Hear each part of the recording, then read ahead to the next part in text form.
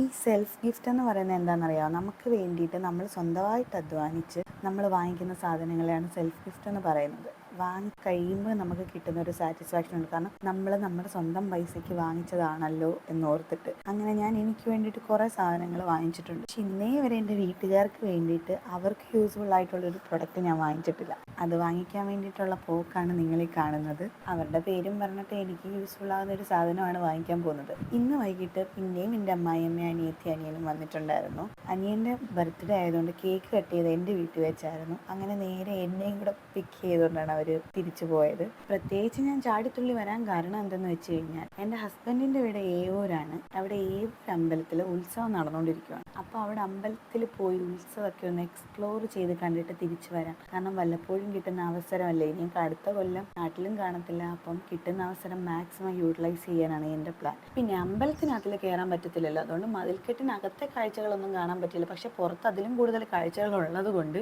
അത് വെച്ച് അഡ്ജസ്റ്റ് ചെയ്തു. പാനിപൂരി കഴിക്കണം എന്നുള്ള ഒറ്റ ലക്ഷ്യത്തിലാണ് ഞാനിവിടെ മെയിനായിട്ടും വരാൻ കാരണം. പക്ഷെ ഇന്നത്തോടെ മതിയായി. ഞാൻ പറഞ്ഞു ഇനി ഞാൻ വരുന്നില്ല, നിങ്ങൾ തന്നെ പോയിട്ട് എനിക്ക് എന്നും രാത്രിയിൽ ഇതുപോലെ വാങ്ങിച്ചുകൊണ്ട് തന്നാൽ മതിയെന്ന്. പിന്നെ ഞാൻ തിരിച്ചെൻ്റെ റൂമിലെത്തി ഗൈസ്.